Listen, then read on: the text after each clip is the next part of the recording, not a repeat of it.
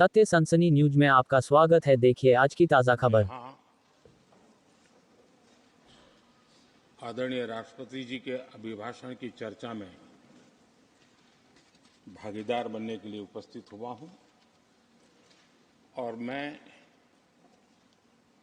आदरणीय राष्ट्रपति जी के भाषण को मेरी तरफ से आदरपूर्वक धन्यवाद भी देता हूं, अभिनंदन भी करता हूं।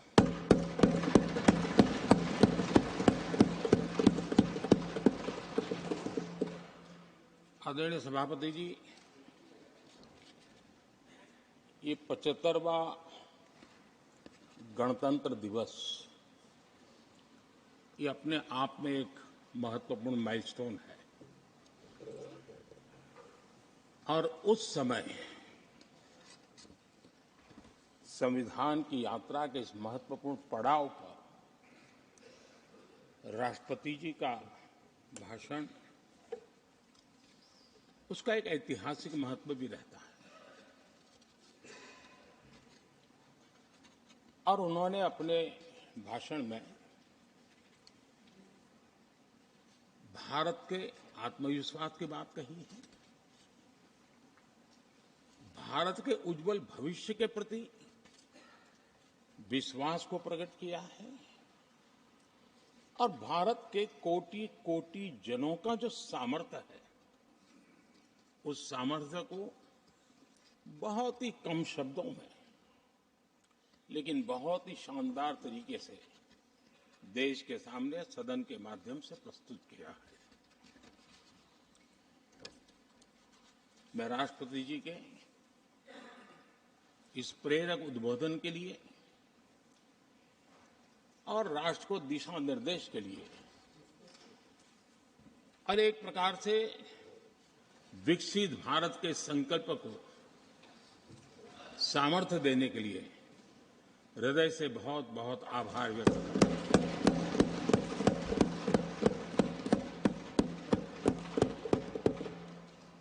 चर्चा के दरमियान अनेक माननीय सदस्यों ने अपने विचार रखे और चर्चा को समृद्ध करने का अपने अपने तरीके से प्रयास भी किया। इस चर्चा को समृद्ध करने के प्रयास करने वाले सभी आदरणीय साथियों का भी मैं हृदय से आभार व्यक्त करता हूं, अभिनंदन करता हूं।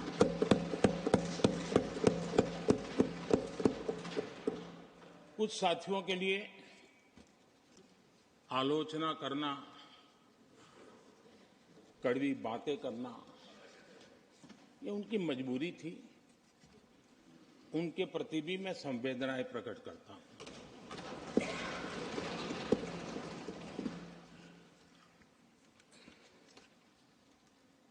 मैं उस दिन तो कह नहीं पाया लेकिन मैं खड़गे जी का विशेष आभार प्रकट करता हूं।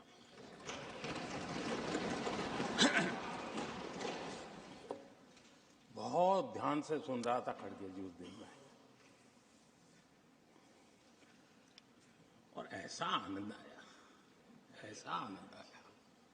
ऐसा बहुत कम मिलता है। लोकसभा में तो कभी कभी मिल जाता है लेकिन आजकल वो दूसरी ड्यूटी पर है तो मनोरंजन कम मिलता है। लेकिन लोकसभा में मनोरंजन जो कमी हमें खल रही है उस दिन आपने पूरी कर दी।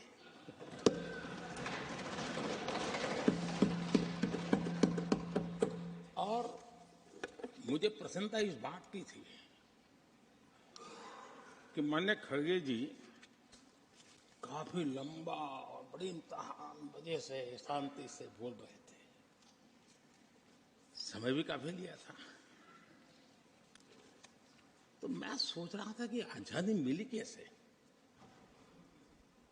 इतना सारा बोलने की आजादी मिली कैसे। तो मैं सोच तो रहा था लेकिन बाद में मेरे ध्यान में आया कि दो स्पेशल कमांडर जो रहते हैं ना उस दिन नहीं थे और आजकल नहीं रहते और इसलिए बहुत भरपूर फायदा स्वतंत्रता का आदरणीय खड़गे जी ने उठाया।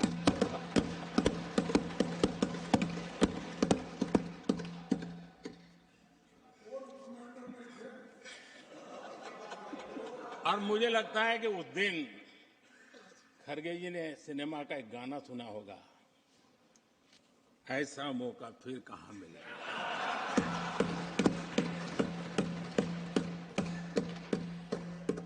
और खड़गे जी भी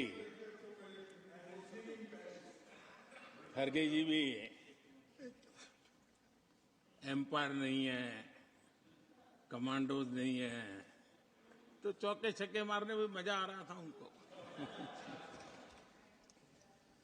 लेकिन एक बात खुशी की रही, उन्होंने जो 400 सीट एनडीए के लिए आशीर्वाद दिया था,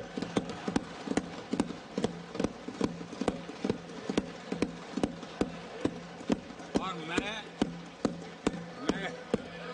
खड़गे जी के इन आशीर्वाद को, आपके आशीर्वाद मेरे सर आंखों पर, अब आपको आशीर्वाद वापिस लेना तो ले सकते हैं, क्योंकि एक कमांडो तो आ गए हैं।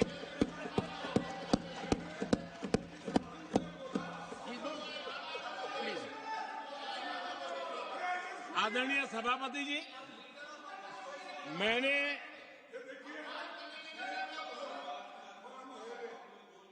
आदरणीय सभापति जी, मुझे पिछले वर्ष का वो प्रसंग बराबर याद है। उस सदन में हम बैठते थे और देश के प्रधानमंत्री की आवाज को गला घोंटने का भरपूर प्रयास किया गया। हम बड़े धैर्य के साथ, बड़ी नम्रता के साथ आपके एक एक शब्द को सुनते रहे, और आज भी आप न सुनने की तैयारी के साथ आए हैं। आप न सुनने की तैयारी के साथ आए हैं, लेकिन मेरी आवाज को आप दबा नहीं सकते हैं।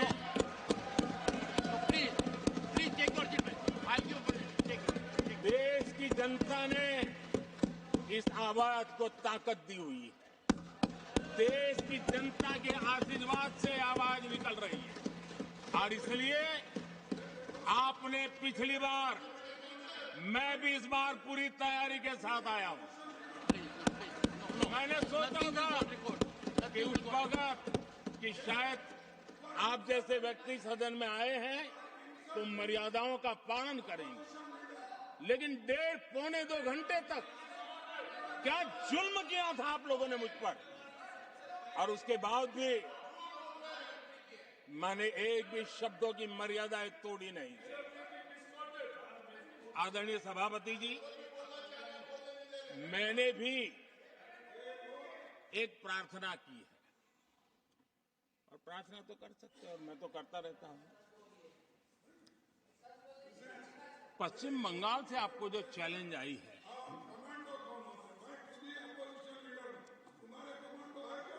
और पश्चिम बंगाल से चैलेंज आई है कि कांग्रेस 440 पार नहीं कर पाएगी, 40 पार नहीं कर पाएगी। मैं प्रार्थना करता हूं कि आप 40 बचा पाएं।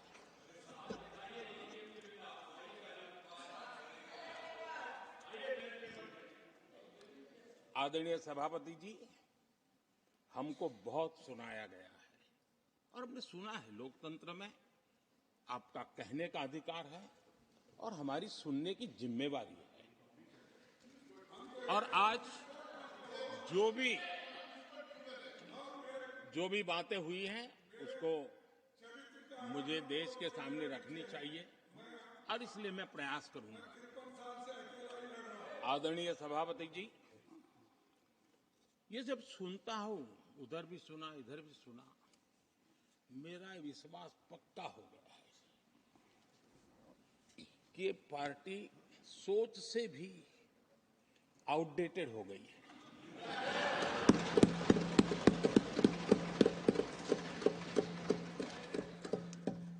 और जब सोच आउटडेटेड हो गई है तो उन्होंने अपना कामकाज भी आउटसोर्स कर दिया है। देखते ही देखते इतना बड़ा दल, इतने दशकों पर तक देश पर राज करने वाला दल, ऐसा पतन, ऐसी गिरावट हमें खुशी नहीं हो रही है। हमारी आपके प्रति संवेदनाएं हैं, लेकिन डॉक्टर क्या करेगा जी? पेशेंट खुद आगे क्या बोलूं?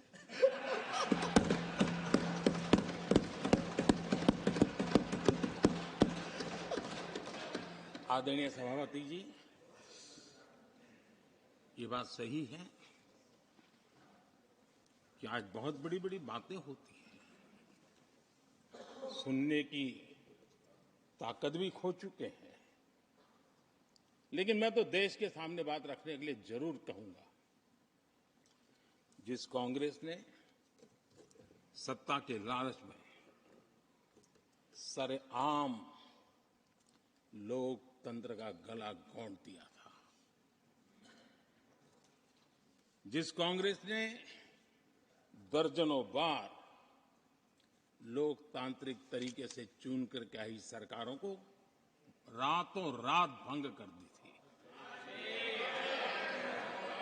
बर्खास्त कर दिया, जिस कांग्रेस ने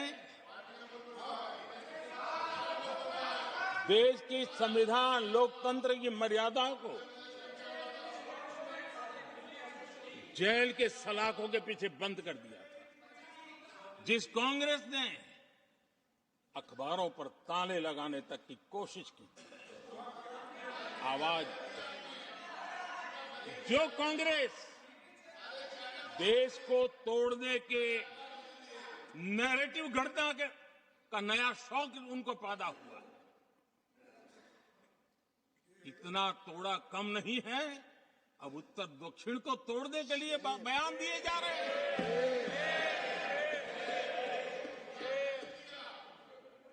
और ये कांग्रेस हमें लोकतंत्र और फेडरलिज्म उस पर प्रवचन दे रही है। आदरणीय सभापति जी, जिस कांग्रेस ने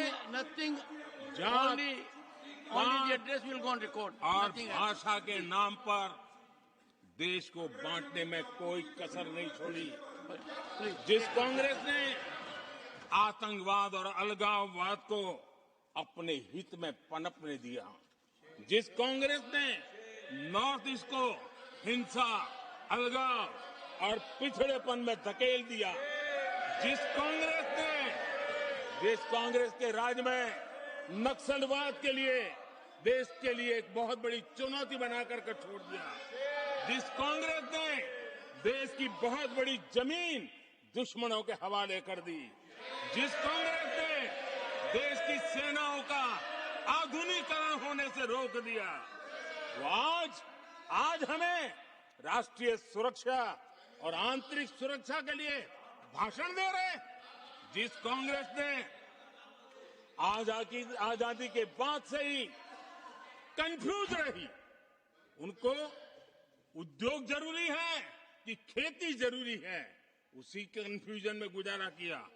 जो कांग्रेस तय नहीं कर पाई कि नेशनलाइजेशन करना है कि प्राइवेटाइजेशन करना है, उलझती रही। जो कांग्रेस 10 वर्ष में 12 नंबर से 11 नंबर पर आर्थिक व्यवस्था ले आ पाई, 10 साल में 12 से 11 नंबर, और आप 12 से 11 आने में बहुत मेहनत नहीं पड़ती है, जैसे जैसे आगे बढ़ते हैं तो मेहनत और बढ़ती है। हम 10 साल में 5 नंबर पे ले आए, और ये कांग्रेस हमें यहां आर्थिक नीतियों पर लंबे लंबे भाषण सुना रही है। आदरणीय सभापति जी, जिस कांग्रेस ने ओबीसी को पूरी तरह आरक्षण नहीं दिया, जिसने सामान्य वर्ग के गरीबों को कभी आरक्षण नहीं दिया, जिसने बाबा साहब के बजाय बाबा साहब को भारत रत्न देने योग्य नहीं माना, अपने ही परिवार को भारत रत्न देते रहे। जिस कांग्रेस ने देश की गली सड़कों चौक चौराहे पर अपने ही परिवार के नाम के पाठ जड़ दिए हैं, वो हमें उपदेश दे रहे हैं। वो हमें सामाजिक न्याय के पाठ पढ़ा रहे हैं। आदरणीय सभापति जी, जिस कांग्रेस के अपने नेता की कोई गारंटी नहीं है, अपनी नीति की कोई गारंटी नहीं है, वो मोदी की गारंटी पर सवाल उठा रहे हैं।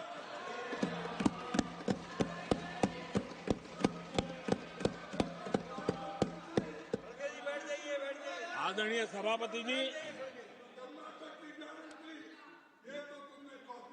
आदरणीय सभापति जी,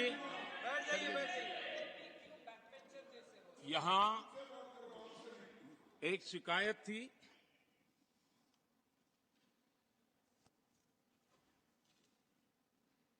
और उनको लगता है कि हम ऐसा क्यों कहते हैं, हम ऐसा क्यों देख रहे हैं।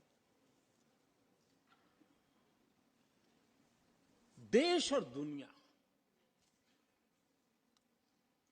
उनके 10 साल के कार्यकाल को ऐसे क्यों देखती थी? देश क्यों नाराज हो गया?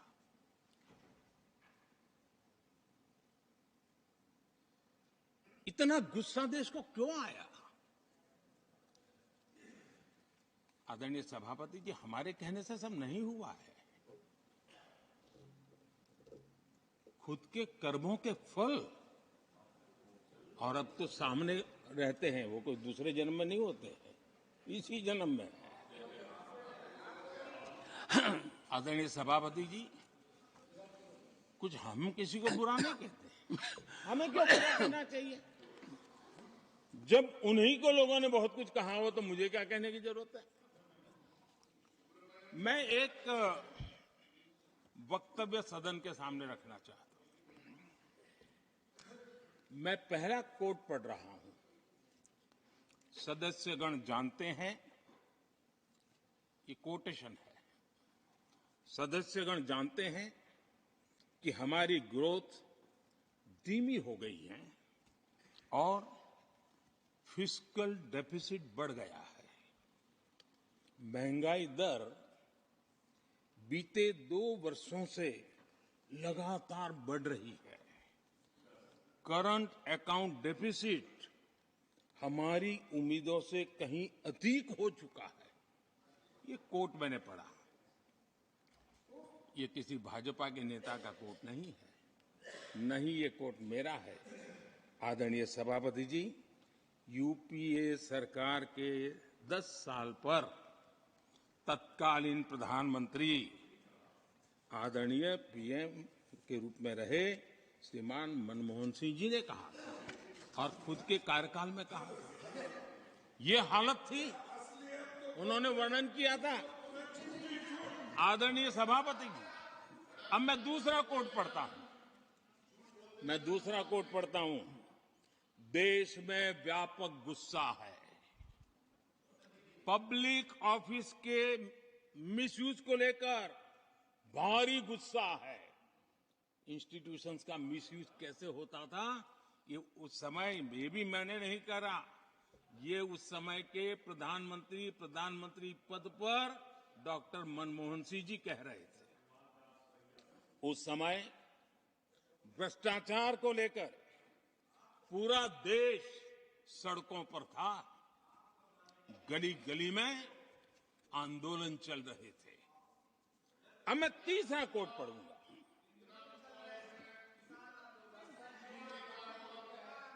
एक संशोधन की कुछ पंक्तियां हैं, इसको भी आप सुनिए। टैक्स कलेक्शन में भ्रष्टाचार होता है, इसके लिए जीएसटी लाना चाहिए। राशन की योजना में लीकेज होती है, जिससे देश का गरीब सबसे अधिक पीड़ित है। इसको रोकने के लिए उपाय खोजने होंगे। सरकारी ठेके जैसे दिए जा रहे हैं उस पर शक होता है। ये भी तत्कालीन प्रधानमंत्री आदरणीय मनमोहन सिंह जी ने कहा था। और उसके पहले और एक प्रधानमंत्री, उन्होंने ये कहा था कि दिल्ली से 1 रुपया जाता है 15 पैसा पहुंचता है। सुधार, बीमारी का पता था, सुधार करने की तैयारी नहीं थी। और आज बातें तो बड़ी बड़ी की जा रही है। कांग्रेस के 10 साल का इतिहास देखिए। फ्रेजाइल 5 इकोनॉमी में दुनिया में कहा जाता था, मैं नहीं, दुनिया कहती फ्रेजाइल 5, पॉलिसी पैरालिसिस, ये तो उनकी पहचान बन गई थी। और हमारे 10 वर्ष टॉप 5 इकोनॉमी वाले।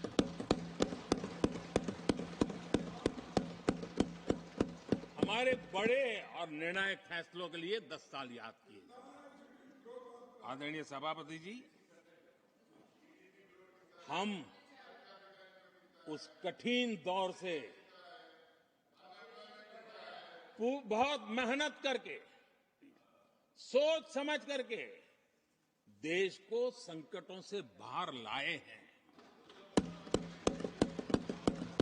ये देश ऐसे ही आशीर्वाद नहीं दे रहा है। आदरणीय सभापति जी,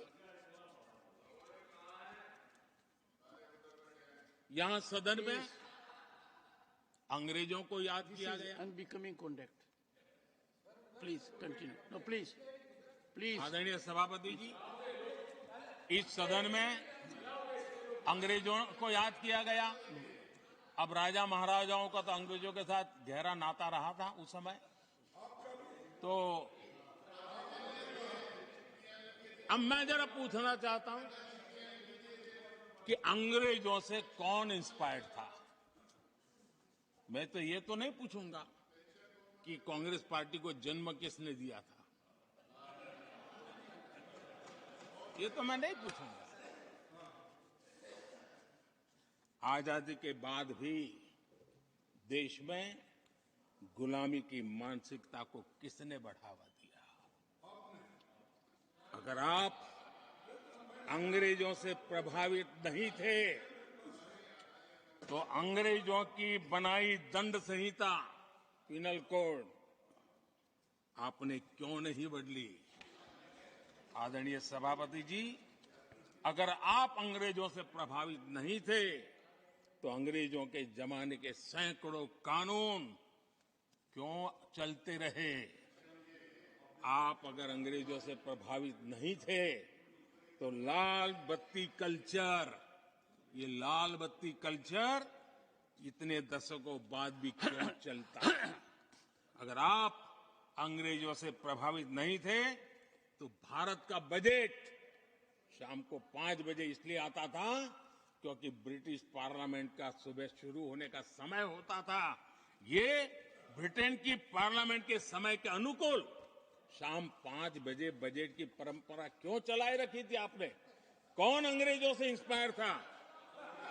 अब आप अंग्रेजों से प्रेरित नहीं थे तो हमारी सेनाओं के चिन्हों पर आज भी गुलामी के प्रतीक अब तक क्यों बने हुए थे। हम एक के बाद एक हटा रहे हैं। अगर आप अंग्रेजों से प्रेरित नहीं थे तो राजपथ को कर्तव्य पथ बनने के लिए मोदी का इंतजार क्यों करना पड़ा। आदरणीय सभापति जी, अगर आप अंग्रेजों से प्रभावित नहीं थे तो अंडमान और निकोबार, इन द्वीप समूहों पर आज भी अंग्रेजी सत्ता के निशान क्यों लटके पड़े थे। आदरणीय सभापति जी, अगर आप अंग्रेजों से प्रभावित नहीं थे तो इस देश के सेना के जवान देश के लिए मन मिटते रहे, लेकिन देश के जवानों के सम्मान में एक वॉर मेमोरियल तक आप बना नहीं पाए थे। क्यों नहीं बनाया। अगर आप अंग्रेजों से इंस्पायर्ड नहीं थे, प्रभावित नहीं थे तो भारतीय भाषाओं को हीन भावना से क्यों देखा। स्थानीय भाषा में पढ़ाई के प्रति आप लोगों की बेरुखी क्यों थी? आदरणीय सभापति जी, अगर आप अंग्रेजों से प्रेरित नहीं थे तो भारत को मदर ऑफ डेमोक्रेसी बताने में आपको कौन रोकता था?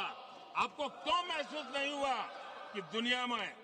आदरणीय सभापति जी, मैं सैकड़ों उदाहरण दे सकता हूं कि आप किस प्रभाव में काम करते थे और देश को सुनते ये सारी बातें याद आने वाली है। आदरणीय सभापति जी, मैं एक और उदाहरण देना चाहता हूं। कांग्रेस ने नैरेटिव फैलाया और इस नैरेटिव का परिणाम क्या हुआ कि भारत की संस्कृति और संस्कारों मानने वाले लोगों को बड़े हीन भाव से देखा जाने लगा, ढकियानों से मानने लगा गया और इस प्रकार से एक हमारे अतीत के प्रति अन्याय करने की नौबत आई। अपनी मान्यताओं को गाली देते हैं, अपनी अच्छी परंपराओं को गाली देते हैं तो आप प्रोग्रेसिव है। इस प्रकार के नैरेटिव गढ़े जाने लगे देश में और उसका नेतृत्व कहां होता था ये दुनिया भली भांति जानती है। दूसरे देश से आयात करना, उसको गर्व का, और भारत की कोई चीज है तो दूसरे दर्जे की है, ये स्टेटस बना दिया गया था। ये स्टेटस सिंबल बाहर से आया, मेड इन फॉरेन स्टेटस बना दिया था। ये लोग आज भी वोकल फॉर लोकल बोलने से बच रहे हैं। मेरे देश के गरीबों के कल्याण का काम हो रहा है। आज आत्मनिर्भर भारत की बात उनके मुंह से नहीं निकलती है। आज मेक इन इंडिया कोई बोलता है तो उनके पेट में चूहे दौड़ने लग जाते हैं। आदरणीय सभापति जी, देश ये सब देख चुका है और अब समझ भी चुका है और उसी का परिणाम आप भुगत भी रहे हैं। आदरणीय सभापति जी, राष्ट्रपति जी ने अपने अभिभाषण में विस्तार से चार सबसे बड़ी जातियों के विषय में हम सबको संबोधित किया था। युवा, नारी, गरीब और हमारे अन्नदाता। हम जानते हैं इनकी समस्याएं ज्यादातर एक समान है, उनके सपने भी एक समान है और उसके समाधान अगर करने हैं तो थोड़ा 19-20 का फर्क पड़ेगा, लेकिन इन चारों वर्गों के समाधान के रास्ते भी एक ही हैं और इसलिए उन्होंने बहुत ही उपयुक्त रूप से राष्ट्र का मार्गदर्शन किया है कि इन चार स्तंभों को मजबूत करिए, देश विकसित भारत की तरफ तेज गति से आगे बढ़ेगा।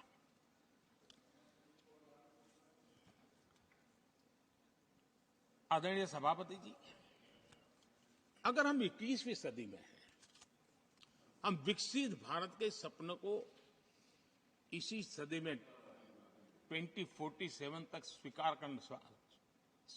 सिद्ध करना चाहते हैं तो 20वीं सदी की सोच नहीं चल सकती। 20वीं सदी का स्वार्थी एजेंडा, मैं और मेरा वाला जो खेल है ना, वो 21वीं सदी में देश को समृद्ध नहीं, विकसित भारत नहीं बना सकता है। कांग्रेस इन दिनों काफी बातें हो रही जाति की, फिर से एक बार क्यों जरूरत पड़ गई उनको मैं तो नहीं जानता हूं, लेकिन अगर उनको जरूरत पड़ी है तो पहले जरा अपने गरिबान में झांके तो उनको पता चलेगा क्या किया है। दलित, पिछड़े और आदिवासी, कांग्रेस जन्मजात उनकी सबसे बड़ी विरोधी रही है।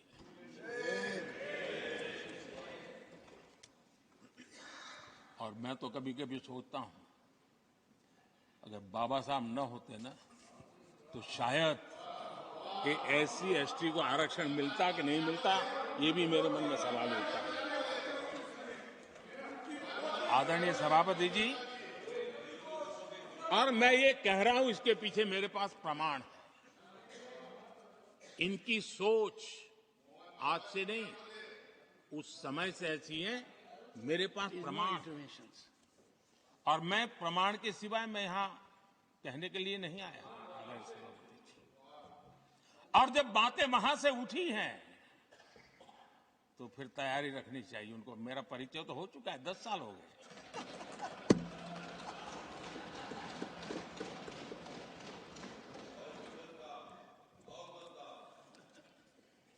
एक बार, और मैं आदरपूर्वक नेहरू जी को इन दिनों ज्यादा याद करता हूं, क्योंकि हमारे साथियों की अपेक्षा रहती है कि जरा उनको तो बोलो, कुछ तो बोल रहा था। अब देखिए, एक बार नेहरू जी ने एक चिट्ठी लिखी थी, और ये चिट्ठी मुख्यमंत्रियों को लिखी थी। मैं उसका अनुवाद पढ़ रहा हूं।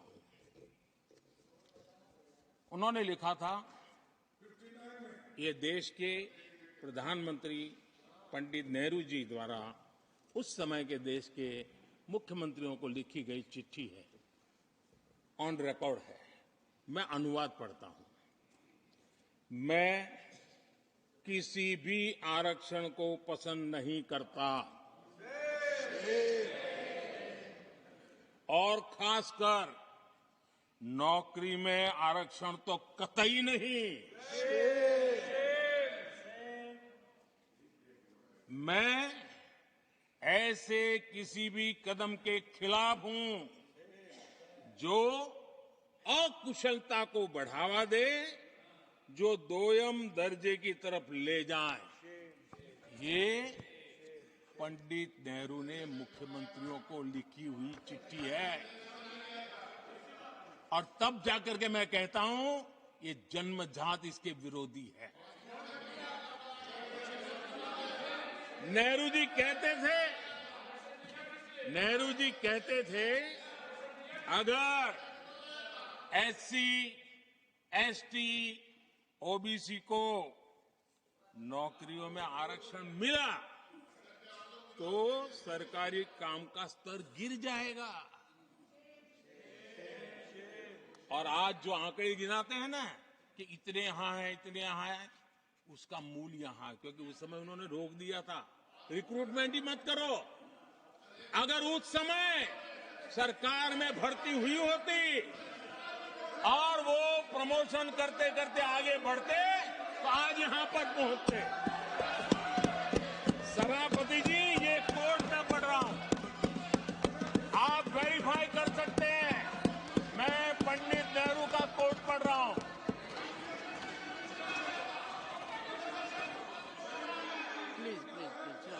और आदरणीय सभापति जी, Leader of opposition was heard in rapt attention.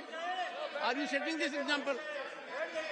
Leader of opposition was heard आदरणीय in rapt सभापति attention. Ji, Please sit down. Sit down.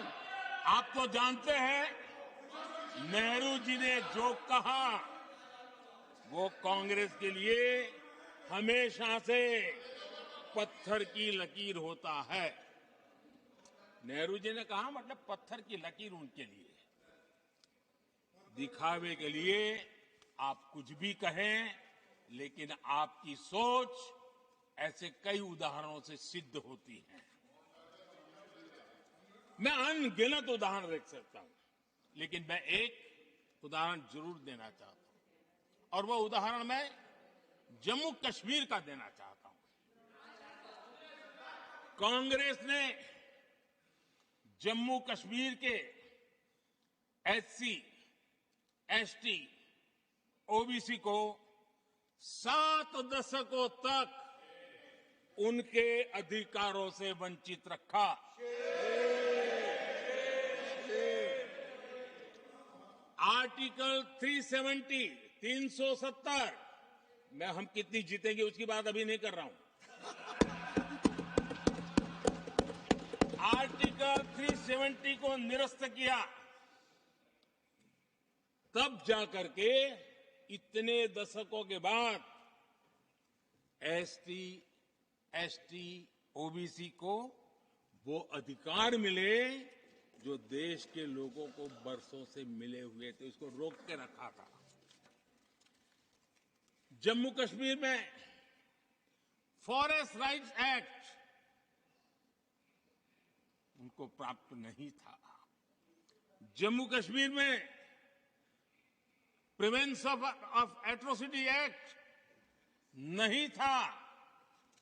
ये हमने 370 हटाकर ये अधिकार उनको दिए।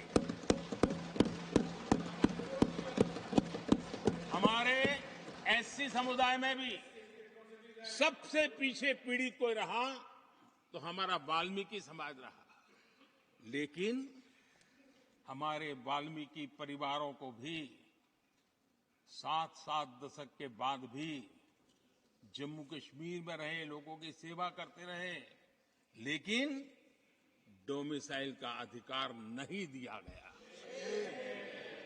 ये है। और मैं आज देश को भी अवगत करना चाहता हूं कि स्थानीय निकायों में, लोकल सेल्फ गवर्नमेंट्स में ओबीसी के आरक्षण का विधेयक भी कल 6 फरवरी को लोकसभा में भी पारित होगा।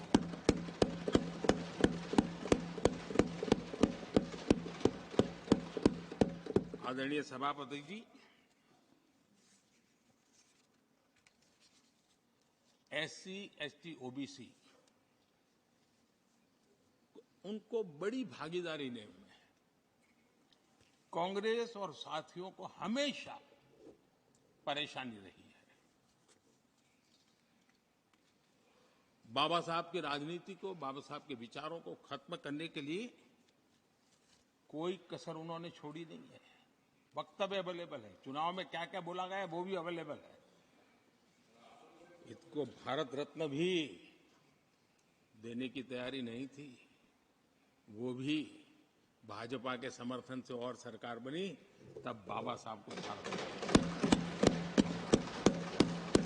इतना ही नहीं, सीताराम केसरी अति पिछड़ी जाति से कांग्रेस पार्टी के अध्यक्ष उठा करके फुटपाथ पर फेंक दिया गया। ओबीसी, वो वीडियो अवेलेबल है, वो देश ने देखा सीताराम केसरी के साथ क्या हुआ। और आदरणीय सभापति जी, इनके एक मार्गदर्शक अमेरिका में बैठे हैं। सभापति जी, इनके एक मार्गदर्शक अमेरिका में बैठे हैं। Sir, only the address will go on record. जो Please. Only address, no. पिछले चुनाव में हुआ तो हुआ के लिए फेमस हो गए थे और कांग्रेस इस परिवार के काफी करीबी है। उन्होंने अभी संविधान निर्माता बाबा साहब आंबेडकर के उनके योगदान को छोटा करने का भरपूर प्रयास किया।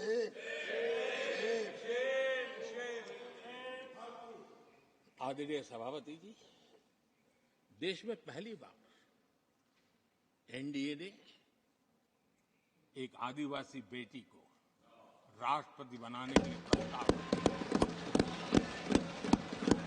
उनको उम्मीदवार बनाया। आपका हमसे वैचारिक विरोध हो वो एक बात है, अगर हमसे वैचारिक विरोध होता, आपने सामने कैंडिडेट खड़ा किया होता, मैं समझ सकता था, लेकिन वैचारिक विरोध नहीं था। क्यों?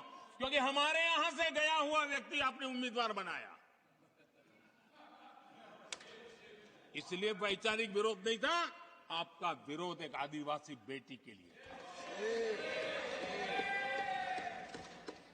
और इसलिए आपने, और ये जब सांगमा जी चुनाव लड़ रहे, वो भी एक आदिवासी दौर जी, उनके साथ भी यही किया गया था।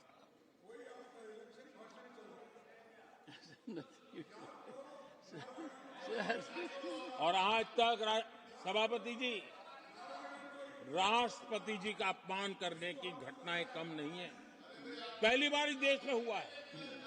उनके जिम्मेवार लोगों के मुंह से ऐसी ऐसी बातें निकली है, शर्म से माथा झुक जाए। राष्ट्रपति के लिए ऐसी भाषा बोली गई है, मन में जो कसक पड़ी है ना, वो कहीं न कहीं इस प्रकार से निकलते रहती है। एनडीए के अंदर हमने 10 साल काम करने का मौका मिला। हमने पहले दलित को और अब आदिवासी को, हमने हमेशा हमारी प्राथमिकता क्या है, इसका परिचय दिया है। आदरणीय सभापति जी, जब हम हमारी सरकार के परफॉर्मेंस की बात करता हूं, एनडीए की जो गरीब कल्याण की नीतियों की बातें करता हूं, थोड़ा सा अगर उस समाज को निकट से जानते हो, आखिर कौन समाज है लाभार्थी, कौन लोग हैं? ये झुग्गी झोपड़ी में किसको रहने के लिए जिंदगी गुजरनी पड़ रही है? ये किस समाज के लोग हैं? मुसीबतों से गुजरना पड़ता है, व्यवस्थाओं से वंचित रहना पड़ा है, कौन समाज है? हमने जितना काम किया है ना, ये एससी, एसटी, ओबीसी, आदिवासी इसी समाज के लिए है। कच्ची बस्तियों में रहने वाले लोगों को पक्का घर मिला है, तो मेरे इस समाज के बंधुओं को मिला है। स्वच्छता के अभाव में हर वर्ष बीमारी से जूझना पड़ता था, उनको स्वच्छ भारत अभियान का लाभ देने का काम सभापति जी हमारी योजनाओं के तहत मिला है, ताकि उसको अच्छी जिंदगी जीने का अवसर मिला। इसी परिवारों के हमारी माताएं बहनें धुएं से खाना पका पका करके अपनी स्वास्थ्य के संकट को झेल रही थी, हमने उनको उज्ज्वला गैस दिया, वो इन्हीं परिवारों को। मुफ्त राशन हो, मुफ्त इलाज हो, इसके लाभार्थी यही मेरे परिवार हैं, जो समाज के इस वर्ग के मेरे परिवारजन हैं, जिनके लिए हमारी सारी योजनाएं काम कर रही है। आदरणीय सभापति जी, यहां पर कुछ ऐसा नैरेटिव रखा गया, कम से कम तथ्यों को इस प्रकार से नकारना किसका भला होगा? आप ऐसा करके अपनी क्रेडिबिलिटी भी खो रहे हैं, अपनी प्रतिष्ठा भी खो रहे हैं। आदरणीय सभापति जी, यहां शिक्षा के भ्रामक आंकड़े रखे गए, गुमराह करने का कैसा प्रयास होता है। पिछले 10 वर्ष में एससी, एसटी स्टूडेंट्स के लिए जो स्कॉलरशिप दी जाती है, 10 साल में उसकी वृद्धि हुई है।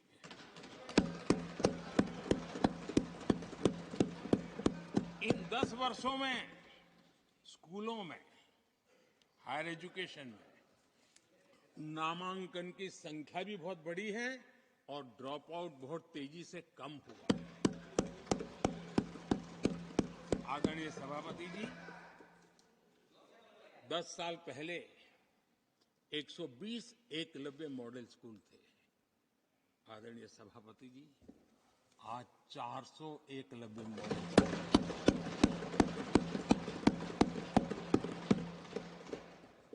आप इन चीजों को क्यों नकारते हैं, क्यों ऐसा करते हैं, मुझे समझ नहीं आता। सभापति जी, पहले एक सेंट्रल ट्राइबल यूनिवर्सिटी थी, आज 2 सेंट्रल ट्राइबल यूनिवर्सिटीज हैं।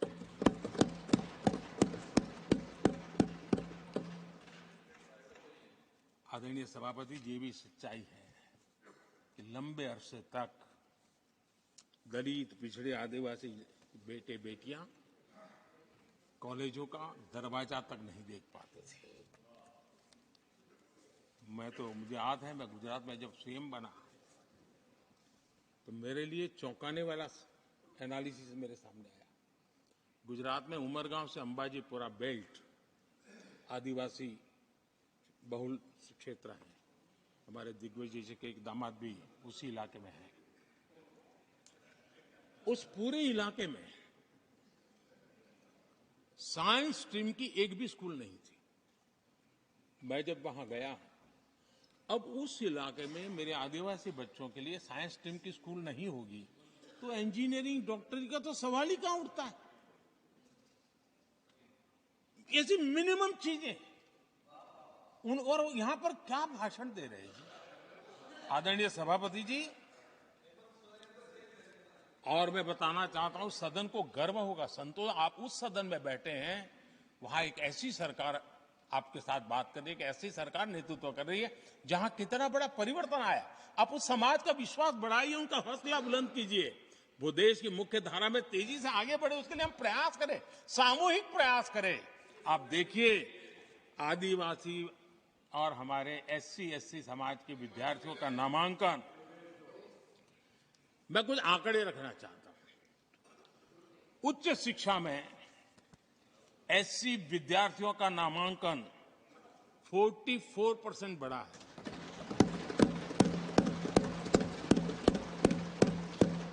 उच्च शिक्षा में एसटी विद्यार्थियों का नामांकन 65% बढ़ा है। हायर एजुकेशन में ओबीसी समाज के विद्यार्थियों का नामांकन में 45% बढ़ोतरी हुई।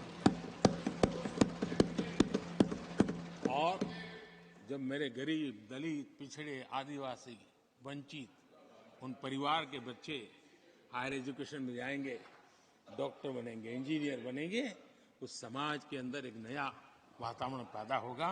और उस दिशा में हमारी कोशिश यही है कि मूलभूत समस्याओं का समाधान करने के लिए थोड़ा समय लगे, लेकिन मजबूती से काम करें। और इसलिए हमने एजुकेशन पर इस प्रकार से बल दे के काम किया है। कृपा करके, जानकारियों का अभाव है तो कहीं हम जानकारियां दे देंगे, लेकिन ऐसे नैरेटिव मत बनाइए ताकि आपकी प्रतिष्ठा भी कम हो, आपके शब्द की ताकत खत्म हो जाए। आप पर दया आ जाती है कभी कभी।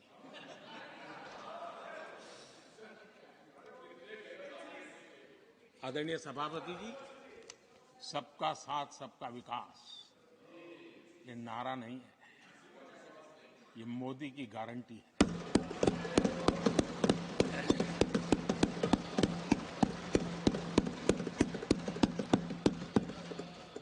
और जब इतने सारे काम करते हैं, मुझे किसी ने कविता लिख करके भेजी थी। कविता तो बड़ी लंबी है, तो उसमें एक वाक्य है, मोदी की गारंटी का दौर है। मोदी की गारंटी का दौर है। नए भारत की भोर, नए भारत की भोर, आउट ऑफ वारंटी चल रही दुकानें, आउट ऑफ वारंटी चल रही दुकानें, खोजे अपनी ठोर।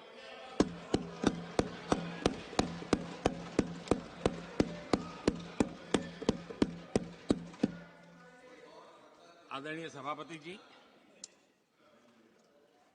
किस प्रकार से देश में निराशा फैलाने का प्रयास, मैं ये तो समझता हूं, जो लोग इतनी निराशा की गर्त में डूब चुके हैं, वैसे निराशा फैलाने का उनका सामर्थ्य भी बचा नहीं है। वो भी सामर्थ्य नहीं बचा। आशा का तो संचार कर ही नहीं सकते, जो खुद निराशा में डूबे उनसे आशा है। लेकिन देश में हर जगह जहां बैठो वहां निराशा निराशा निराशा फैलाने का जो खेल चल रहा है और सच्चाई को नकार करके हो रहा है,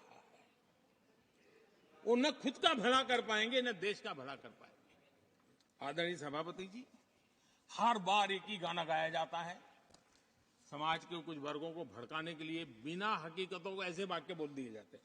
मैं जरा देश के सामने कुछ हकीकतें बोलना चाहता हूं और मुझे विश्वास है मीडिया इस ऐसे विषयों पर जरा डिबेट कर ले ताकि पता चले। आदरणीय सभापति जी, यहां पर सरकारी कंपनियों को लेकर हम पर भांति भांति के आरोप लगे। क्या क्या आरोप लगाए जा रहे हैं, सिर पैर माथा कुछ नहीं, बस लगाते चलो। अब देखिए, देश को याद है मारुति के शेयर का क्या खेल चल रहा था। उस जमाने में हेडलाइन बना करती थी, मारुति शेयर का क्या चल रहा था। मैं उसकी गहराई में नहीं जाना चाहता, वरना उनको वहां तक पानी पहुंचेगा कि शायद यहां पर करंट लग जाएगा, इसलिए मैं वहां तक जाना नहीं चाहता। आदरणीय सभापति जी, आदरणीय सभापति जी, देश को जानना जरूरी है।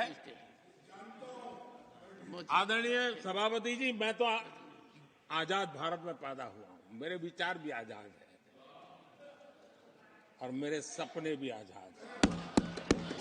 जो गुलामी की मानसिकता को जीने वाले हैं, उसके बाद और कोई चीजें नहीं है।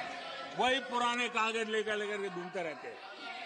आदरणीय सभापति जी, कांग्रेस ने कहा कि हमने पीएसयू बेच दिए, पीएसयू डुबो दिए, बाती बाती की बातें यहां सुन और वरिष्ठ लोगों के मुंह से सुन रहा था। याद कीजिए, बीएसएनएल, एमटीएनएल को बर्बाद करने वाले कौन थे? वो कौन सा कालखंड था जब बीएसएनएल, एमटीएनएल बर्बाद हो चुके?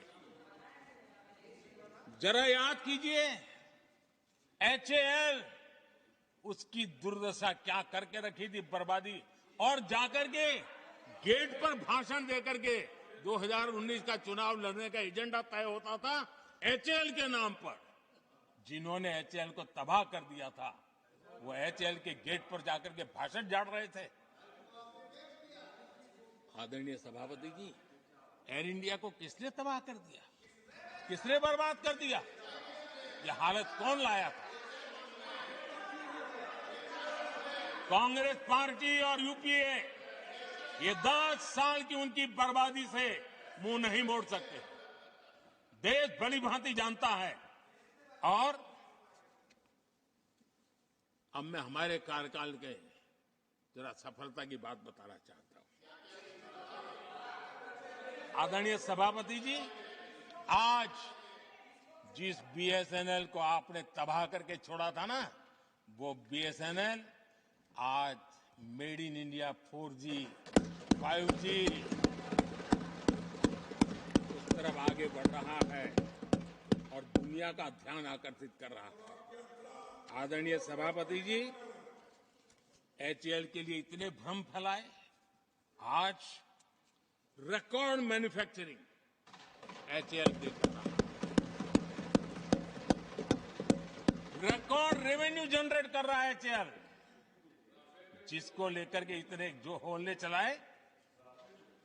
और कर्नाटका में एशिया की सबसे बड़ी हेलीकॉप्टर बनाने वाली कंपनी एचएएल बन गई। कहां छोड़ा था, कहां जाके लगाया, हमने पहुंचाया। आदरणीय सभापति जी, एक कमांडो जहां नहीं है, एलआईसी को लेकर भी पता नहीं कैसे कैसे बड़े विद्वत्तापूर्ण बयान देते थे। एलआईसी का ऐसा हो गया, एलआईसी का वैसा हो गया, एलआईसी का यूं हो गया। जितनी गलत बातें एलआईसी को लिए बोलनी चाहिए बोली। और तरीका यही है, किसी को बर्बाद करने अफवाह फैलाओ, झूठ फैलाओ, भ्रम फैलाओ। और टेक्निक वही है। गांवों में किसी का बड़ा बंगलो हो, लेने का मन करता हो, लेकिन हाथ ना लगता हो, तो फिर हवा फैला देते, ये भूतिया बंगला है, यहां जो जाता है ऐसी हवा फैला देते, कोई लेता नहीं, फिर पैदा करके लपक लेते। एलआईसी क्या क्या चलाया। आदरणीय सभापति जी, मैं सीना तान करके सुनाना चाहता हूं, आंखें ऊंची करके सुनाना चाहता हूं, आज एलआईसी के शेयर रिकॉर्ड स्तर पर ट्रेड हो रहे हैं। क्यों? आदरणीय सभापति जी, अब प्रचार किया जा रहा है, पीएसयू बंद हो गए, पीएसयू बंद हो गए। अब उनको तो याद भी नहीं होगा क्या है, बस किसी ने पकड़ा दिया, बोलो बोलो। 2014 में देश में 234 पीएसयू थे, 234 2000 उनके यूपीए के 10 साल के कालखंड में। अब 14 में जब उन्होंने छोड़ा, 234 आज 254 है। 234 थे, आज 254 है। अब भाई कोई कौन सा अरिथमेटिक वो जानते हैं, बेच दिए, अब बेचने के बाद 250 हो गया। क्या क्या कर रहे हो आप लोग? आदरणीय सभापति जी, आज अधिकतर पीएसयू रिकॉर्ड रिटर्न दे रहे हैं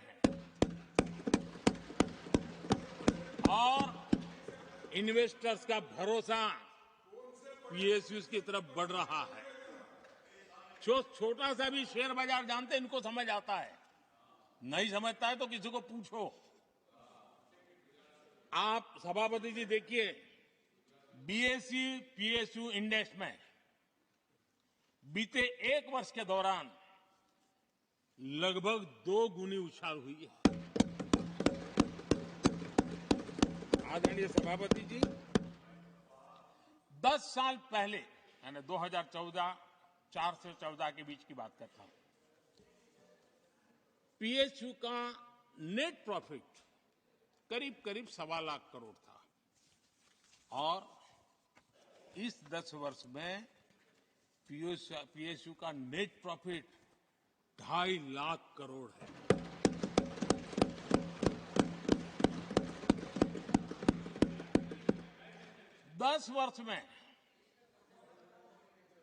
हमारे 10 वर्ष में पीएसयू की नेट वर्थ 9.5 लाख करोड़ से बढ़कर के 17 लाख करोड़ हो गई है।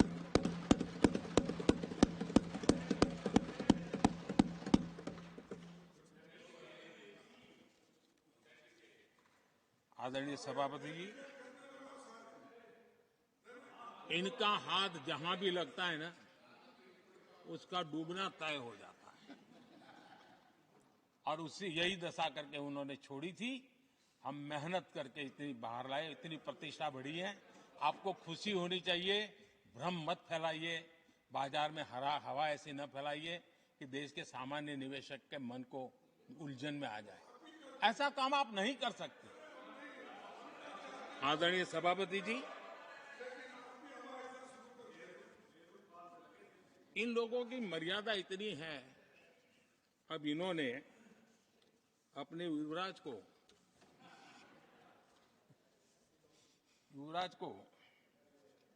एक स्टार्टअप बना करके दिया है। अब वो नॉन स्टार्टर है।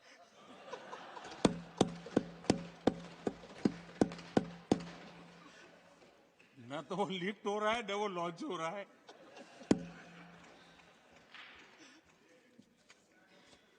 आदरणीय सभापति जी,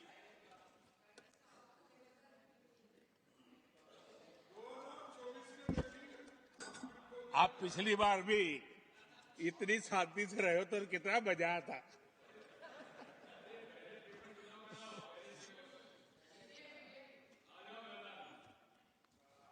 आदरणीय राष्ट्रपति जी, आदरणीय सभापति जी,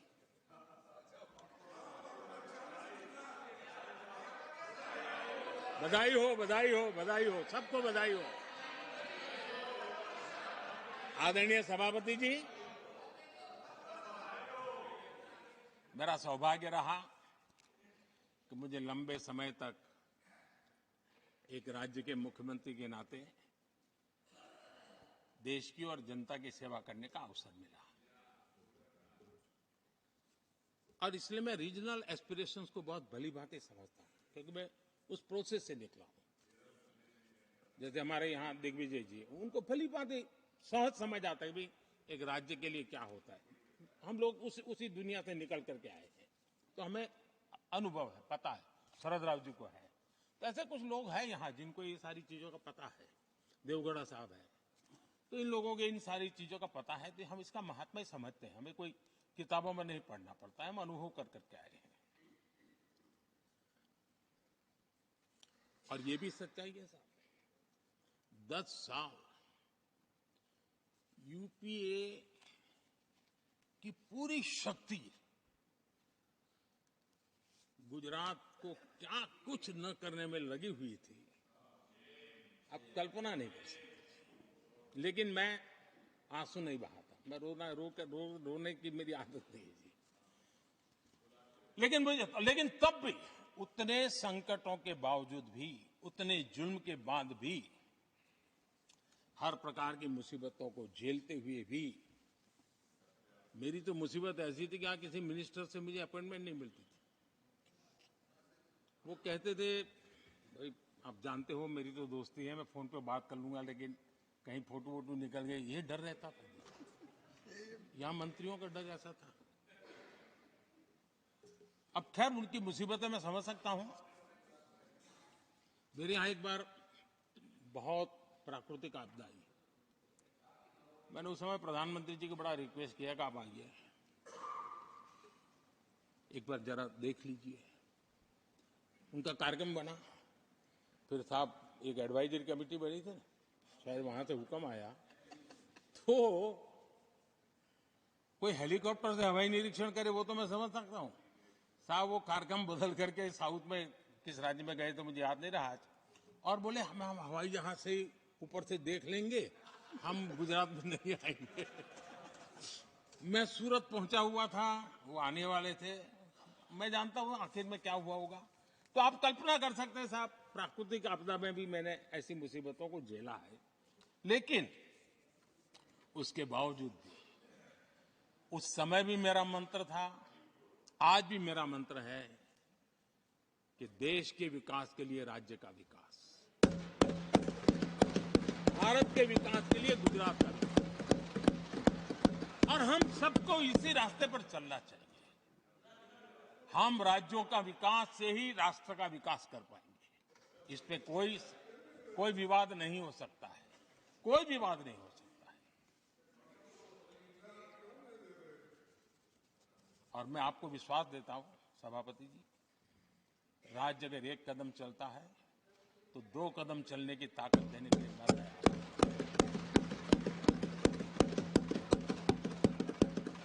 कोऑपरेटिव फेडरलिज्म क्या होता है, और मैंने तो हमेशा कहा कॉम्पिटिटिव कोऑपरेटिव फेडरलिज्म। आज देश को जरूरत है कॉम्पिटिटिव कोऑपरेटिव फेडरलिज्म। हमारे राज्यों के बीच में तंदुरुस्त स्पर्धा हो ताकि हम तेजी से देश में आगे बढ़े।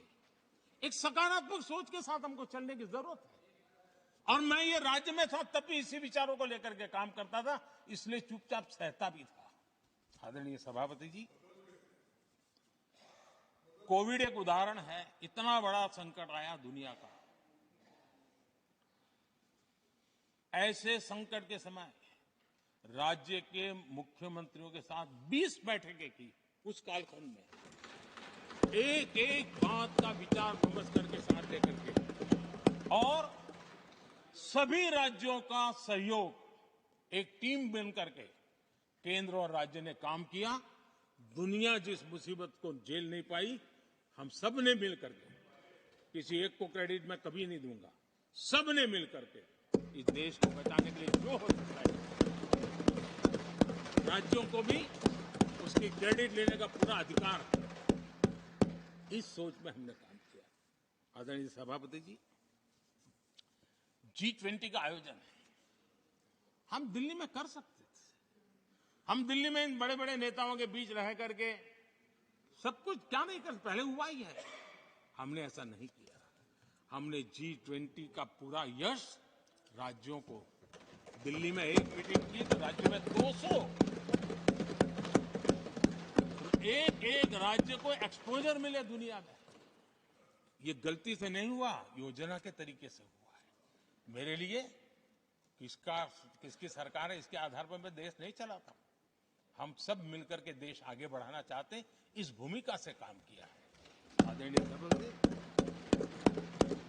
हमारे देश में विदेश के मेहमान आते थे तो मेरे आने के बाद आ रहे था, थोड़ा पहले भी आते थे। आज विदेशी मेहमान आते हैं तो मेरा आग्रह रहता है कि आपको एक दिन किसी राज्य में जाना चाहिए। मैं उनको लेते के जाता हूं राज्यों में, ताकि उनको पता चले कि मेरा देश यानी दिल्ली नहीं है, मेरा देश चेन्नई में भी है, मेरा देश बेंगलुरु में भी है, मेरा देश हैदराबाद में भी है, मेरा देश पुरी में भी है, भुवनेश्वर में भी है, मेरा देश कलकत्ता में भी है, मेरा देश गुवाहाटी में भी है। पूरे दुनिया को मेरे देश के हर कोने का एक्सपोजर मिले, इसके लिए हम कोशिश करते हैं। वहां की सरकार का सहयोग असहयोग इसके तराजू पर नहीं तोलते।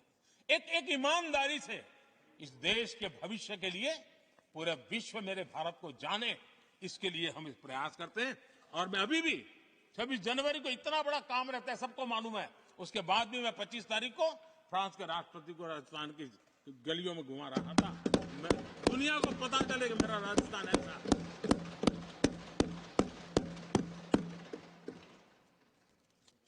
आदरणीय सभापति जी, हमने एक बहुत बड़ा कार्यक्रम लिया जिसकी विश्व में एक मॉडल के रूप में चर्चा हो रही है, एस्पिरेशनल डिस्ट्रिक्ट। एस्पिरेशनल डिस्ट्रिक्ट की जो सफलता है ना, उसमें 80% भूमिका मेरे राज्यों के सहयोग की है। राज्यों ने जो सहयोग किया है, उन्होंने एस्पिरेशनल डिस्ट्रिक्ट की मेरी भावना को समझा है। आज उस एस्पिरेशनल डिस्ट्रिक्ट को आगे बढ़ाने के लिए 80% ताकत राज्यों से मिल रही है, डिस्ट्रिक्ट लेवल के अफसरों से मिल रही है। और जो राज्य, वो राज्य की औसत में भी आखिरी पायदान पे खड़े थे, वो आज नेशनल एवरेज के साथ कंपटीशन करने लगे। ये डिस्ट्रिक्ट कभी पिछड़ी डिस्ट्रिक्ट मानी जाती थी। ये सबका सहयोग से हो रहा है। और इसलिए हमारे कार्यक्रमों की रचना ही सबको साथ लेकर के चलने की है और मिल करके देश के भविष्य को बनाने की है। आज देश का हर कोना, हर परिवार विकास के फल प्राप्त करे, ये हम सबका दायित्व है और हम उसी दिशा में जाना चाहते हैं। हम हर राज्य को उसका पूरा हक भी देना चाहते हैं। लेकिन मैं आज एक अहम मुद्दे पर मेरी पीड़ा व्यक्त करना चाहूंगा। आदरणीय सभापति जी, एक राष्ट्र हमारे लिए सिर्फ जमीन का टुकड़ा नहीं है, हम सबके लिए एक इकाई ऐसी है जो प्रेरणा देने वाली इकाई है। जैसे शरीर होता है, शरीर में जैसे अंगांगी भाव होता है, अगर पैर में कांटा लगे तो पैर ये नहीं कहता है, हाथ कभी नहीं सोचता है कि मुझे क्या, पैर को कांटा लगा है, पैर पैर का काम करेगा। पल भर में हाथ पैर के पास पहुंच जाता है, कांटा निकालता है। कांटा पैर को लगता है, आंख ये नहीं कहती कि आंसू मैं क्यों बहाऊं, आंसू आंख से निकलते हैं। हिंदुस्तान के किसी भी कोने में दर्द हो तो पीड़ा सबको होनी चाहिए। अगर देश का एक कोना, अगर शरीर का एक अंग अगर काम नहीं करता है तो पूरा शरीर अपंग माना जाता है। शरीर जिस प्रकार से, अगर देश का भी कोई कोना, देश का कोई क्षेत्र विकास से वंचित रह जाएगा तो देश विकसित नहीं हो सकता है। और इसलिए हमें भारत को एक अंगांगी भाव से देखना होना चाहिए, उसको टुकड़ों में नहीं देखना चाहिए। जिस प्रकार से हिंदी और भाषा बोली जा रही है, देश को तोड़ने के लिए, राजनीतिक स्वार्थ के लिए नए नैरेटिव गढ़े जा रहे हैं। एक पूरी सरकार मैदान में उतर करके भाषा गढ़ रही है। इससे बड़ा देश का दुर्भाग्य क्या हो सकता है? आप मुझे बताइए, झारखंड का कोई आदिवासी बच्चा अगर ओलंपिक के खेल के अंदर जाकर के मेडल लेकर आएगा तो क्या हम ये सोचते हैं कि तो झारखंड का बच्चा है? पूरा देश कहता है हमारा देश है। जब एक झारखंड के बच्चे में प्रतिभा देखते हैं और देश हजारों करोड़ रुपया, हजारों लाखों रुपया खर्च करके उसको अच्छे कोचिंग के लिए दुनिया के किसी देश में भेजता है, तो हम ये सोचेंगे कि खर्चा झारखंड के लिए हो रहा है, क्या देश के लिए नहीं हो रहा है?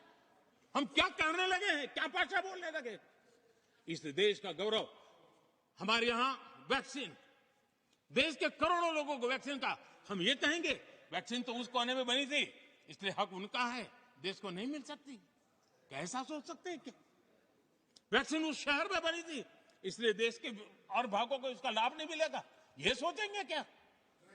क्या सोच बन गई है? और एक राष्ट्रीय दल के अंदर से ऐसे विचार है, ये बहुत बहुत दुखद की बात है। मैं पूछना चाहता हूं आदरणीय सभापति जी, क्या अगर हिमालय कल कहना शुरू कर दें, हिमालय कल बोलना शुरू कर दें कि नदियां मेरे हाथ से बहती हैं, मैं तुम्हें पानी नहीं देने दूंगा, पानी का अधिकार मेरा है, देश का क्या होगा? देश कहां जाकर के रुकेगा? अगर जिन राज्यों में कोयला है वो कह दें कोयला नहीं मिलेगा, ये हमारी संपत्ति है, जाओ तुम अंधेरे में गुजारा करो, देश कैसे चलेगा? आदरणीय सभापति जी, ऑक्सीजन कोविड के समय हमारे यहाँ ऑक्सीजन की संभावनाएं पूर्वी कार्य में जो उद्योग है उसके साथ देश के पूरे देश को ऑक्सीजन की जरूरत थी। अगर उस समय पूरब के लोग कह करके बैठ जाते ऑक्सीजन को हम नहीं दे सकते, हमारे लोगों की जरूरत है, देश को कुछ नहीं मिलेगा, क्या होता देश का? उन्होंने संकट झेल करके भी देश को ऑक्सीजन पहुंचाया। देश के अंदर ये भाव तोड़ने का क्या प्रयास हो रहा है?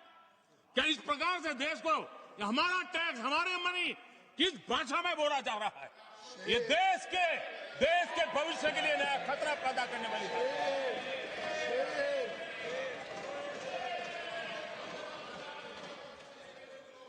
देश को तोड़ने के लिए नए नए नैरेटिव खोजना बंद कर दीजिए। देश को आगे बढ़ना है, देश को एक साथ लेकर के चलने का प्रयास कीजिए। आदरणीय सभापति जी, पिछले 10 वर्ष नीति और निर्माण के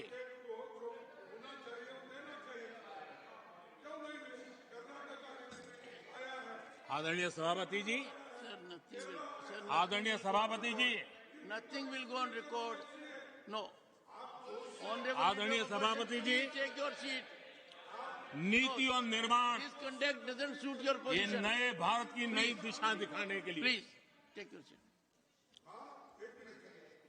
जो दिशा हमने पकड़ी, Please take your seat, sir. जो निर्माण कार्य हमने लिए हैं, बीते एक दशक में हमारा पूरा फोकस बेसिक सुविधाएं जरूर मिले उस पर हमारा ध्यान केंद्रित रहा है।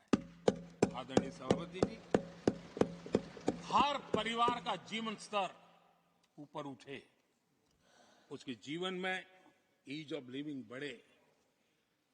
अब समय की मांग है उसकी क्वालिटी ऑफ लाइफ में हम कैसे सुधार लाए। हम आने वाले दिनों में हमारी पूरी शक्ति, पूरा सामर्थ्य ईज ऑफ लिविंग से एक कदम आगे बढ़ करके क्वालिटी ऑफ लाइफ की तरफ हम बढ़ाना चाहते हैं। हम उसके लिए जाएंगे। आदरणीय सभापति जी, आने वाले 5 वर्ष न्यू मिडिल क्लास जो गरीबी से निकल करके बाहर आए हैं, ऐसे न्यू मिडिल क्लास को नई ऊंचाई और सशक्त बनाने के लिए हम अनेक कार्यक्रम पहुंचाने के लिए पूरा प्रयास करने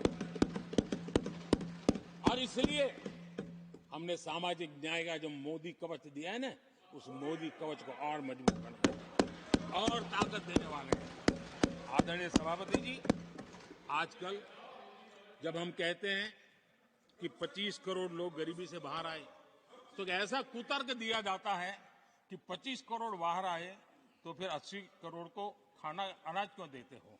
आदरणीय सभापति जी, हम जानते हैं कोई बीमार व्यक्ति हॉस्पिटल से बाहर आ जाए ना, तो भी डॉक्टर कहता है कुछ दिन इसको ऐसे ऐसे संभालिए, खाने में परहेजी रखिए, ढिकना करिए, फलाना करिए, ये कहना क्यों? कहीं दोबारा वहां मुसीबत में ना आ जाए। जो गरीबी से बाहर निकला है ना, उसको ज्यादा संभालना चाहिए ताकि कोई ऐसा संकट आकर के फिर से गरीबी की तरफ लपक न जाए। और इसलिए उसको मजबूती देने का समय देना चाहिए। ये समय हमने गरीब को मजबूत, ताकि वो फिर से वो न्यू मिडिल क्लास फिर से वापस उस गर्त में डूब न जाए। हम 5 लाख रुपए आयुष्मान का देते हैं ना, उसके पीछे एक इरादा है। परिवार में एक बीमारी आ जाए ना, मध्यम वर्ग का आदमी भी गरीब बनने से देर नहीं लगती है। और इसलिए गरीबी से बाहर निकलना जितना जरूरी है, उतना गलती से भी गरीबी की तरफ पीछे न चला जाए, उसके लिए ध्यान रखने की आवश्यकता है। और इसलिए हम अनाज देते हैं, अनाज देते रहेंगे, किसी को बुरा लगे या न लगे। 25 करोड़ गरीबी से बाहर निकले हैं, न्यू मिडिल क्लास हुए हैं, लेकिन मुझे समझ है, मैं उस दुनिया जी करके आया हूं, उनको जरूरत ज्यादा है और इसलिए हमारी ये योजना जारी रहेगी। आदरणीय सभापति जी,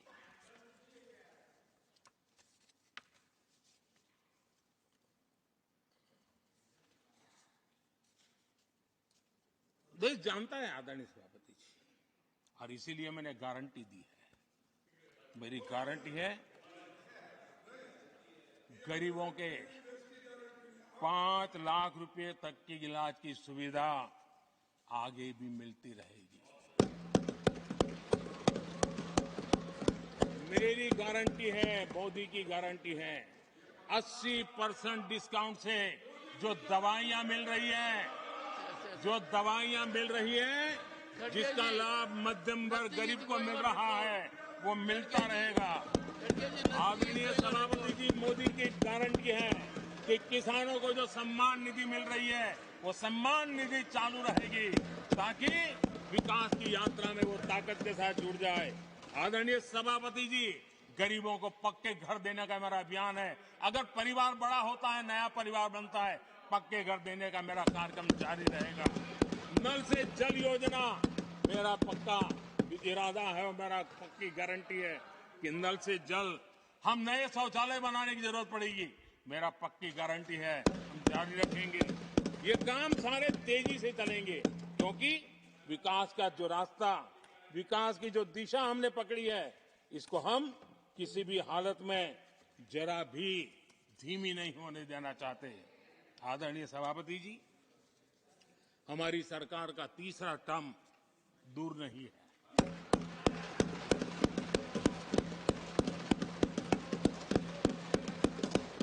कुछ लोग इसे मोदी 3.0 कहते हैं। मोदी 3.0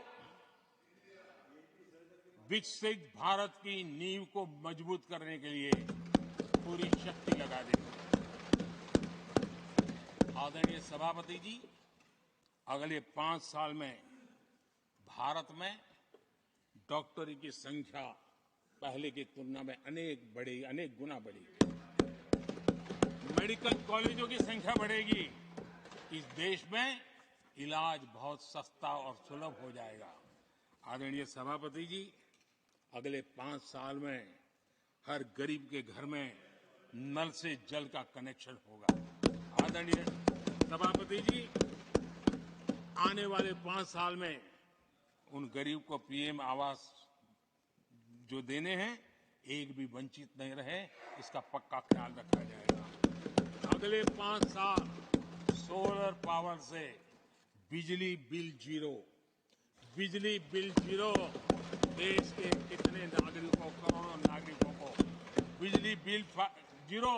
और ठीक अगर आयोजन करेंगे तो अपने घर पर बिजली बना करके बेच करके कमाई कर पाएंगे। ये अगले 5 साल का कार्यक्रम है। आदरणीय सभापति जी, अगले 5 साल देश में पाइप से गैस के कनेक्शन पूरे देश में नेटवर्क बनाने का भरपूर प्रयास किया जाएगा। सभापति जी, आने वाले 5 साल हमारी युवा शक्ति का दम पूरी दुनिया देखेगी। आप देखना आदरणीय सभापति जी, हमारे युवा स्टार्टअप्स, युवाओं के यूनिकॉर्न, इसकी संख्या लाखों में होने वाली है। और इतना ही नहीं, टियर 2, टियर 3 सिटी नए नए स्टार्टअप से उसकी एक नई पहचान के साथ उभरने वाला है। ये मैं 5 साल का चित्र मेरे सामने देख रहा हूं। आदरणीय सभापति जी, रिसर्च फंडिंग, उसकी वृद्धि का प्रभाव आप देखना। पिछले 7 दशक में जितने पेटेंट नहीं हुए हैं, उतने रिकॉर्ड पेटेंट फाइल होने का दिन आने वाले 5 साल में मैं देख रहा हूं। आदरणीय सभापति जी, आज मेरे मध्यम वर्ग के लाखों बच्चे विदेशों में पढ़ने के लिए चले जाते हैं। मैं वो स्थिति लाना चाहता हूं कि मेरे बच्चों के लाखों रुपए बच जाएं, मेरे देश के मध्यम वर्ग के सपने पूरे हो, बेस्ट यूनिवर्सिटी मेरे देश में हो, उच्चतम शिक्षा उनको मेरे देश में मिले और मेरे बच्चों का, उनके परिवार का पैसा बचे। इसलिए मैं कहना, आदरणीय सभापति जी, आने वाले 5 साल आप देख रहा, कोई भी इंटरनेशनल खेल की कंपटीशन ऐसी नहीं होगी जिसमें भारत का झंडे हर जगह पर न फहरे। मैं देखने वाला हूं 5 साल खेल जगत के अंदर दुनिया में भारत के युवा की शक्ति की पहचान देने। आदरणीय सभापति जी, आने वाले 5 साल में भारत का पब्लिक ट्रांसपोर्ट पूरी तरह ट्रांसफॉर्म होने वाला है। अगले 5 साल में गरीब और मिडिल क्लास को तेल और शानदार यात्रा की सुविधाएं बहुत आसानी से मिलने वाली है, तेज मिलने वाली है, पूरी ताकत से व्यवस्था होने वाली है। अगले 5 साल में देश बुलेट ट्रेन भी देखेगा और देश वंदे भारत ट्रेन का विस्तार भी देखेगा। आदरणीय सभापति जी, अगले 5 साल में आत्मनिर्भर भारत का अभियान नई ऊंचाई पर होगा। देश हर क्षेत्र में आत्मनिर्भर होता नजर आएगा। आदरणीय सभापति जी, आने वाले 5 साल में मेड इन इंडिया सेमीकंडक्टर दुनिया में हमारी गूंज होगी। इलेक्ट्रॉनिक हर गुड्स में वो चीप होगी जिसमें किसी न किसी भारतीय का पसीना होगा। आदरणीय साहब, दुनिया के इलेक्ट्रॉनिक बाजार में एक नई गति का सामर्थ्य आने वाले 5 साल में देश देखेगा। आदरणीय सभापति जी, आज देश लाखों करोड़ रुपए का तेल इंपोर्ट करता है। अपनी ऊर्जा जरूरतों के लिए हम ज्यादा से ज्यादा आत्मनिर्भर बनने की दिशा में काम करेंगे और मुझे विश्वास है हम ऊर्जा जरूरतों पर जो डिपेंडेंसी है वो कम करने में सफल होंगे। इसे इतना ही नहीं, आदरणीय सभापति जी, ग्रीन हाइड्रोजन अभियान हम दुनिया के बाजार को लालायित करने की दिशा में आगे बढ़ रहे हैं। हमारा ग्रीन हाइड्रोजन ऊर्जा जरूरतों को पूरा करने का सामर्थ्य रहेगा। इथेनॉल की दुनिया में हम तेजी से आगे बढ़ रहे हैं। हम 20% का लक्ष्य प्राप्त करके हमारे लोगों को ट्रांसपोर्टेशन में सस्ता मिले, इसकी व्यवस्था होगी। आदरणीय सभापति जी, जब मैं 20% इथेनॉल की बात करता हूं, उसका सीधा लाभ मेरे देश के किसानों को होने वाला है। किसानों की नई बचत भी होने वाली है। देश के हजारों करोड़ रुपए आज खाद्य तेल, हम कृषि प्रधान देश तो कहते हैं, लेकिन आज भी हजारों करोड़ रुपयों का खाने का तेल हमें बाहर से लाना पड़ रहा है। हमारा देश के किसानों पर मुझे भरोसा है और मुझे पक्का भी जो नीतियों को लेकर के हम चलते हैं, एडिबल ऑयल में मेरा देश बहुत एक आत्मनिर्भर 5 साल में हो जाएगा और जो पैसा बचेगा मेरे देश के किसान की जेब में जाएगा, जो आज विदेश के बाजार में जाता है। आदरणीय सभापति जी, केमिकल की खेती के कारण हमारी धरती मां को बहुत नुकसान हो रहा है। आने वाले 5 साल में नेचुरल फार्मिंग की तरफ देश के किसानों को ले जाने में हम सफलतापूर्वक आगे बढ़ेंगे। एक नया जागृति का काम होगा, हमारी धरती मां की भी सुरक्षा होगी। आदरणीय सभापति जी, नेचुरल फार्मिंग बढ़ने से दुनिया के बाजार में भी हमारे उत्पादों की ताकत बढ़ने वाली है। आदरणीय सभापति जी, यूएन के माध्यम से मैंने मिलेट का अभियान चलाया। श्री अन्न तक के राते आज हमने उसकी पहचान दी है। मैं वो दिन दूर नहीं देखता हूं जबकि आने वाले 5 साल में दुनिया के बाजार में सुपर फूड के रूप में मेरे गांव के छोटे छोटे किसानों के द्वारा पैदा हुआ मिलेट, श्री अन्न, दुनिया के बाजार में प्रतिष्ठा होगी, सुपर फूड की प्रतिष्ठा होगी। आदरणीय सभापति जी, ड्रोन खेतों में एक नई किसानों की ताकत बन करके उभरने वाला है। 15,000 ड्रोन दीदी का कार्यक्रम ऑलरेडी हम लॉन्च कर चुके हैं। ये तो शुरुआत है, आगे बहुत सफलता दिखती है। आदरणीय सभापति जी, हम नैनो टेक्नोलॉजी को एग्रीकल्चर में लाने में प्रयोग अब तक सफल हुए हैं। हमने नैनो यूरिया में बहुत बड़ी सफलता पाई है, नैनो डीएपी की दिशा में सफलता पाई है और आज एक बोरी भर खातर लेकर के घूमने वाला किसान एक बोतल के खातर से काम चला लेगा, वो स्थिति दूर नहीं है। आदरणीय सभापति जी, सहकारिता क्षेत्र में हमने एक नई मिनिस्ट्री बनाई है। उसके पीछे इरादा है कि एक सहकारिता का पूरा जन आंदोलन नई ताकत के साथ उभरे और 21वीं सदी की आवश्यकता के अनुसार उभरे, उसको भी हम, और उसका सबसे बड़ा लाभ, हम 2 लाख भंडारण का काम जो हाथ में लिया है, जब 5 साल के भीतर वो पूरा हो जाएगा, छोटा किसान को भी अपनी पैदावार को रखने की जगह मिल जाएगी। किसान तय करेगा किस भाव से बाजार में बेचना है, नहीं बेचना है। उसको जो बर्बाद होने का डर था वो खत्म हो जाएगा और किसान की आर्थिक ताकत बढ़ जाएगी। पशुपालन और मछली पालन पक्का मैं कहता हूं नए रिकॉर्ड बनाने वाले। आज हमारे यहाँ पशु की संख्या है लेकिन दूध की उत्पादन कम है। हम इस स्थिति को बदल देंगे। फिशरिंग एक्सपोर्ट करने की दुनिया में हम बहुत बड़ी तेजी से विकास करेंगे, ये भी मेरा पूरा विश्वास है। हमने एफपीओ की जो रचना का प्रारंभ किया है, अनुभव बहुत अच्छा है। 5 साल के भीतर किसानों की एक नई संगठन की शक्ति और कृषि उत्पादन में वैल्यू की ताकत, ये लाभ मेरे देश के किसानों को अवश्य मिलने वाला है। आदरणीय सभापति जी, G20 की सफलता ने साफ कर दिया है और दुनिया में कोविड के बाद जो खुलापन आया उस खुलापन का सबसे बड़ा लाभ हमने देखा है कि विश्व का ध्यान भारत की तरफ गया है और इसलिए एक बहुत बड़ा क्षेत्र टूरिज्म आने वाले दिनों में होने वाला है और जो सबसे ज्यादा रोजगार देने वाला है। आज विश्व के कई देश है जिसकी पूरी इकोनॉमी टूरिज्म पर निर्भर है। भारत में भी बहुत से राज्य ऐसे बन सकते हैं जो उनकी पूरी इकोनॉमी का सबसे बड़ा हिस्सा टूरिज्म होगा और वो दिन दूर नहीं है जिन नीतियों को लेकर के हम चल रहे हैं। भारत एक बहुत बड़ा टूरिस्ट डेस्टिनेशन बनने वाला है। आदरणीय सभापति जी, जिसका हिसाब किताब पहले बहुत कम हुआ करता था, जिसकी बातें सुनकर के हमारी मजाक उड़ाई जाती थी, जब मैं डिजिटल इंडिया की चर्चा करता था, जब मैं फिनटेक की चर्चा करता था, तब मैं जरा आउट ऑफ बॉक्स की बातें कर रहा हूं ऐसा लोगों को लगता था। आउटडेटेड सोच वालों के लिए सामर्थ्य का अभाव था। लेकिन मैं पूरा विश्वास से कहता हूं आदरणीय सभापति जी, आने वाले 5 वर्ष डिजिटल इकोनॉमी की दुनिया में भारत का डंका बजने वाला है। भारत एक नई शक्ति है और डिजिटल व्यवस्थाएं भारत के सामर्थ्य को बढ़ाने वाली है। विश्व मानता है कि एआई का सबसे ज्यादा उपयोग कोई करने का सामर्थ्य किसी देश में होगा तो हिंदुस्तान में होगा। लेटेस्ट से लेटेस्ट टेक्नोलॉजी का उपयोग मेरा देश करेगा। आदरणीय सभापति जी, स्पेस की दुनिया में भारत का नाम रोशन हो रहा है। हमारे वैज्ञानिकों का पराक्रम नजर आने वाला और आने वाले 5 साल का जो कार्यक्रम है ना, मैं आज उसको शब्दों में बयान नहीं करना चाहता हूं, लेकिन विश्व को अचंभित करने की दिशा में हमारे वैज्ञानिक स्पेस की दुनिया में भारत को ले जाएंगे, ये मेरा पक्का विश्वास है।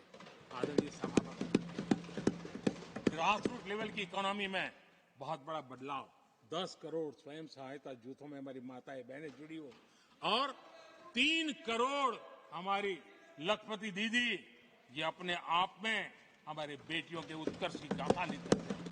आदरणीय सभापति जी, ऐसे अनेक विविध क्षेत्र हैं जिस क्षेत्र में मैं साफ देख रहा हूं आने वाले 5 साल भारत, कभी हम सुना करते थे स्वर्णिम युग था, मुझे वो दिन दूर नहीं दिखते जब 5 साल में वो मजबूत नींव आएगी और 2047 तक पहुंचते पहुंचते ये देश उस स्वर्णिम युग को फिर से जीने लगेगा। इस विश्वास के साथ आदरणीय सभापति जी, विकसित भारत ये शब्दों का खेल नहीं है, ये हमारा कमिटमेंट है और इसके लिए हम समर्पित भाव से, हमारी हर सांस उस काम के लिए है, हमारी हर पल उस काम के लिए है, हमारी हर सोच उस काम के लिए समर्पित है। उसी एक भावना के साथ हम चले हैं, चल रहे हैं, चलते रहेंगे और देश आगे बढ़ता रहेगा, ये मैं आपको विश्वास देता हूं। आने वाली सदियां इस स्वर्ण काल का इतिहास में अंकित करेगी, ये विश्वास मेरे मन में इसलिए है, देश की जनता का मिजाज मैं भली भांति समझ पाता हूं। देश बदलाव के 10 साल के अनुभव को देखा है, एक क्षेत्र में जो बदलाव देखा है वो तेज गति से बदलाव जीवन के हर क्षेत्र में नई ऊंचाइयां, नई ताकत प्राप्त होने वाली है और हर संकल्प को सिद्धि तक पहुंचाना ये हमारी कार्यशैली का हिस्सा है। आदरणीय सभापति जी, मैं फिर एक बार इस सदन में आप सबने जो विचार रखे उसके कारण देश के सामने सत्य रखने का मुझे जो अवसर मिला और डंके की चोट पर सत्य रखने का अवसर मिला और सदन की पवित्रता के बीच रखने का अवसर मिला है, संविधान की पूरी साक्ष्य रख करके ये विचार रखने का अवसर मिला है, मुझे विश्वास है कि देश जिनकी वारंटी खत्म हो गई है उनकी बातें सुन नहीं सकता है, जिसकी गारंटी की ताकत देखी है उसके विचारों के भी विश्वास करते हुए आगे बढ़ेगा। मैं फिर एक बार आदरणीय सभापति जी आपका हृदय से आभार व्यक्त करता हूं और आदरणीय राष्ट्रपति जी को मेरी तरफ से उनके व्याख्यान के लिए आदरपूर्वक अभिनंदन और आभार व्यक्त करते हुए मैं मेरी वाणी को विराम देता हूं। बहुत बहुत धन्यवाद।